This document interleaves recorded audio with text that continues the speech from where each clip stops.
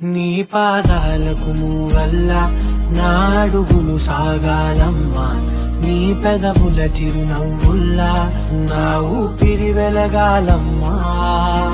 నిరంతరం నీ చంటి పాపల్లే ఉండాలి నేనెన్నాళ్ళకి, నిన్ను దిలెంతగా ఎదగాలనుకోనే అమ్మా. అణువణువణు నీ కొలువే అమ్మా, ఎదసడిలో శృతిలయలు నువ్వే అమ్మా.